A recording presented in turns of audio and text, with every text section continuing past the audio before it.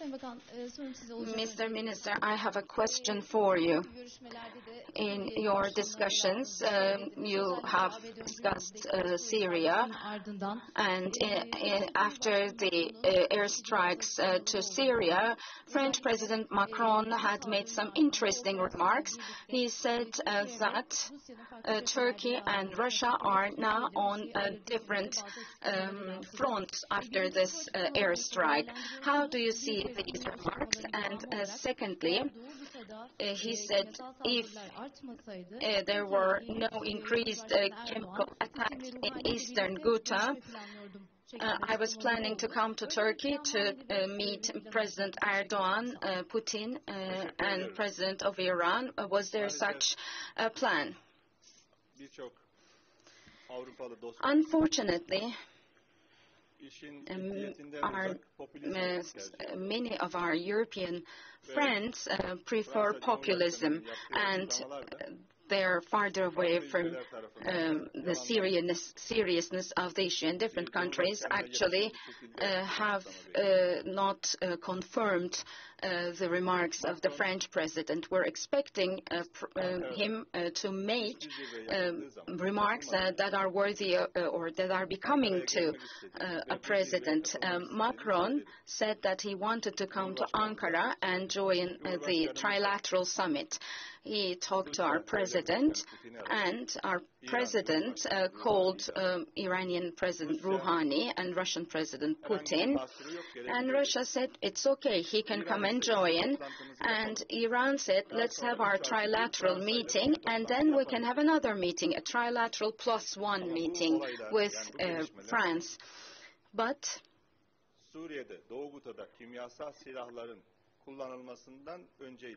this happened before the use of chemical attacks in Syria, in Ghouta. So it has nothing to do with this issue. He wanted to come and attend the trilateral meeting, but when he was not included in this trilateral meeting, he decided not to come. He should not put this in a different way. I have to tell the truth so everyone can know. We shouldn't be obliged to explain all these, but if a president does not tell the truth, we have to tell the truth.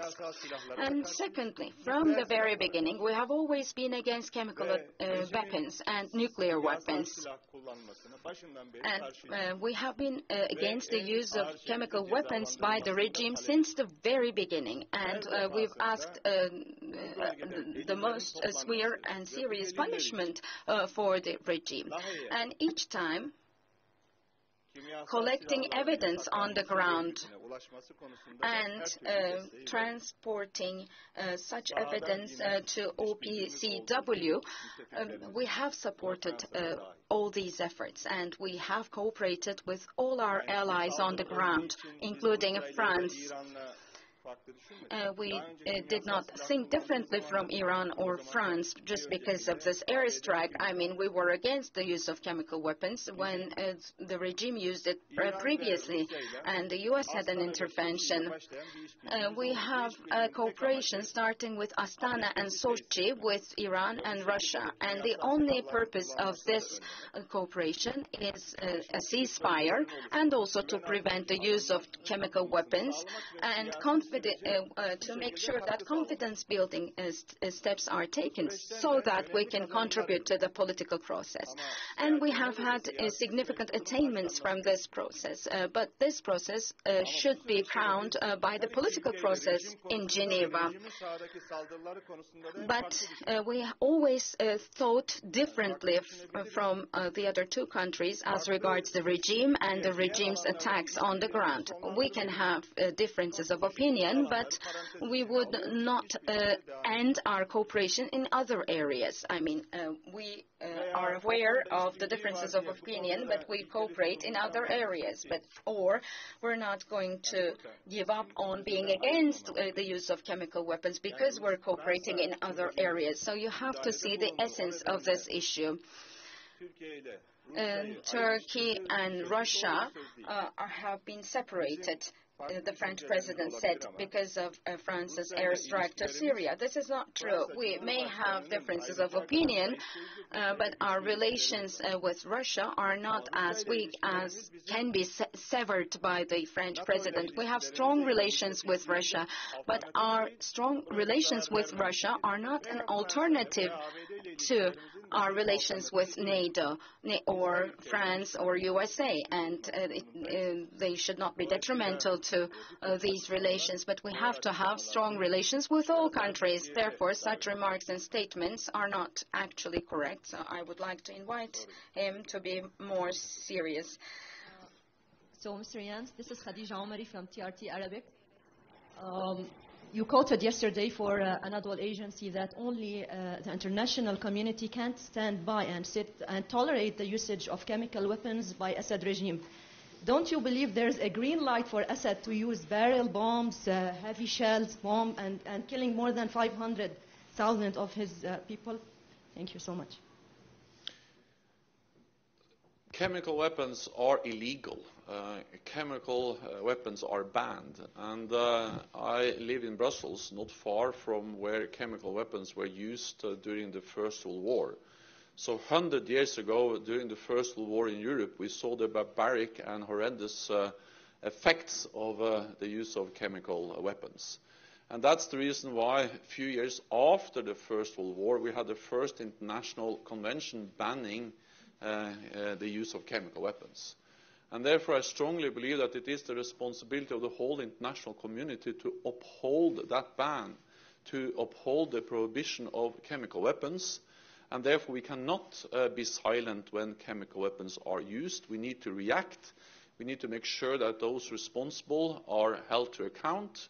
And that's exactly what NATO allies have done. First, by raising this issue in the UN Security Council. The US, the United Kingdom, France, and other countries have pushed again and again for an independent investigation by the UN into what happened in Duma. That has been blocked again and again by Russia. Also knowing that previously we have had independent investigations proving that the Assad regime has been behind the use of chemical weapons. This time it was not possible to get any agreement, and therefore they left NATO allies with no other alternative than to act the way they acted during the weekend or the night between Friday and Saturday. This has been strongly supported by all NATO allies. I also welcome the strong support from Turkey, both from Ankara immediately after the strikes took place, but also by being part of the consensus, the joint statement on behalf of all NATO allies we agreed on Saturday, where we strongly condemn the use of chemical weapons, where we where we underline that those responsible has to be held to account, and also where we highlight that the effect of the strikes has helped to degrade the chemical capabilities of the Syrian regime. It sends a clear message of deterrence, meaning that it shows that the international community reacts when chemical weapons are used, and it helps to protect the ban on chemical weapons. Let me also add that the use of chemical weapons in Duma happened in an area where the Assad regime operates with support of its backers, Russia and Iran. We have seen both intelligence, which has been shared with NATO allies, but we've also seen a lot of open sources, open media reports about the use of chemical weapons in Duma. And we've also had the World Health Organization reporting about civilians with symptoms consistent with the use of chemical weapons. So there was more than enough reason to act, and to not act would actually be to erode the ban on chemical weapons. We had to do the opposite. We had to uphold the ban on chemical weapons, and that's exactly the reason why NATO allies acted as they did a couple of days ago. Mahmut Kırar, Habertürk Televizyonu. Harekatı gerçekleşti. I'm from Habertürk. I have a question to Secretary General. You said that NATO is one of the key allies of NATO, supports all operations, but some NATO allies have stated that Turkey should be excluded from NATO. What do you think about it? My second question is for both the Secretary General and Mr. Minister. There are certain statements from Greece, as you know, and today Prime Minister Binali Yıldırım said that a Greek flag was flown on one island, which is not known to belonging to which country. And what do you think about the tension between Greece and Turkey? And Mr. Minister, are there going to be some additional measures after this tension between? Turkey is a highly valued NATO ally, and Turkey contributes to our shared security, our collective defense in many different ways.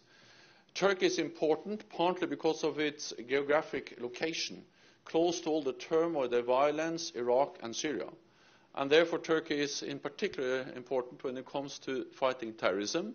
No other ally has suffered more terrorist attacks than Turkey, and NATO is present in Turkey to support and help this country. We are present with different kinds of military capabilities. We have what we call assurance measures, meaning we have more naval presence, we have more air presence, we have our AWACS planes, we have intelligence, surveillance and reconnaissance, we have more exercises, and then we have augmented Turkish air defenses and ballistic missile defenses with Spanish and Italian batteries along the borders towards Syria. And we are also working with Turkey in many different ways, including by having the AWACS plane in Konya, which is part of the coalition efforts to defeat Daesh. Let me also add that we are investing a significant amount of money in Turkish military infrastructure, billions of US dollars over many years. So we will continue to work with Turkey. And I thank Turkey for the many contributions also Turkey make, for instance, to our efforts to fight terrorism, not only in this, not only to fight Daesh, but also, for instance, the presence in Afghanistan, and also the strong support that Turkey has expressed when it comes to scaling up NATO training activities in a country like Iraq, where we will launch a training mission in the near future. So there has been, and I would like to underline that all NATO allies welcome Turkey as a highly valued ally. We understand the importance of having Turkey in the alliance. Turkey has been a committed ally for decades, and we would like to continue to work with Turkey, especially in a more demanding and challenging security environment as we see today. Teşekkür ediyorum Jens. Esasen bazı ülkelerde bazı siyasetçiler in some countries, some politicians or media make such remarks or statements. I mean, all those countries, you should not think that all those countries and all those people are against Turkey's NATO membership. There are 730 or 740 MEPs in the European Parliament. When the European Parliament makes a statement, you think that it is the opinion of the entire European Union. So you should not make a big deal of all these statements. As Secretary General said, the governments of these countries are not against Turkey's NATO membership. On the contrary, they support Turkey's NATO membership. And your second question, Greece is our neighbor. We are working together with Greece in order to promote our relations in different areas. And after so many years, our president visited Athens and Western Thrace, and this was a very meaningful and symbolic visit. And it's been really useful. We have discussed the current issues and problems as well, but we also have discussed how we can work on with a positive agenda. When the Greek plane crashed, our Prime Minister called the Prime Minister of Greece, Mr. Tsipras, and extended his condolences on behalf of the Turkish people. We're two neighbors, and we have to stand together in good and bad times. Yes, we have problems. We have some disputed issues, and for a long time we have been having consultative meetings to find solutions, and these meetings, which have been initiated by previous governments, have been useful. We have to overcome the problems without escalating them. Yes, there are previous treaties, including Lausanne, and these treaties do not identify each reef or island belonging to which country. Greece claims that these reefs and islands are theirs, and we say they are ours. However, their proprietorship is not known. We do not know to which country these reefs or islands belong. But what we need to do, is to avoid taking any steps which will escalate the situation. For instance, this summer, Greece escalated the situation. A boat came and crashed into our boat in the Aegean. And we've always been telling them to be careful about what they did. I mean, we're telling them don't take dangerous steps because there might be accidents. Unfortunately, there is a Minister of Defense. Some Greeks think that he's a good boy, some thinks he's a bad boy, and he likes populism because he's the leader of the far-right party. But because he's a spoiled person, the relations between two countries should not be damaged. I think yesterday it was 3 civilians, and our soldiers went and took them. We can do it again, but what's the use? The other party should refrain from such actions and should not do anything that would escalate the situation or create tension. They shouldn't act that way in the Aegean. When they act that way, we have to respond, and none of these two countries need this. As NATO allies, we have to focus on a more positive agenda. We have to work on concrete projects such as railroad projects, the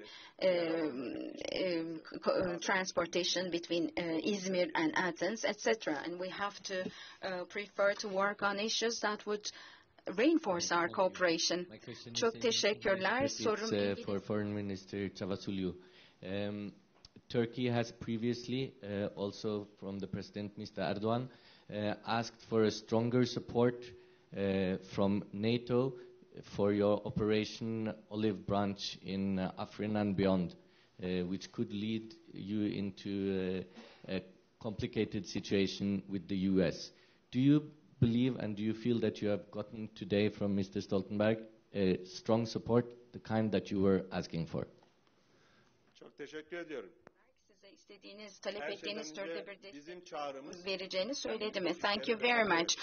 First of all, we called upon the allies and NATO to give more support to us in our counter-terrorism efforts. In the beginning of my words, I said that the biggest threat against the allies is terrorism and terrorist organizations. That's why it's not the task or duty of one ally to fight against terrorist organizations, and we have to refrain from double standards in fighting against terrorism, but unfortunately this double standard is so obvious. While we were doing the Afrin operation, we did not ask for any support from NATO in this region. As Secretary General said, we have carried out a successful and transparent operation. Civilians did not die. Look at the conflicts in other areas. Look at U.S. operations with YPG in Raqqa, or look at the operation in Mosul, or regime's attacks in other cities. Hundreds, thousands of civilians died. And we ended and completed the operation in a short period of time.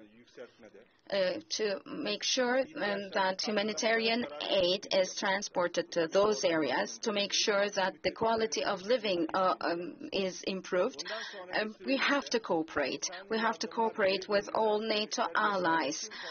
Humanitarian assistance, repatriation, etc. Everything must be handled in a transparent manner.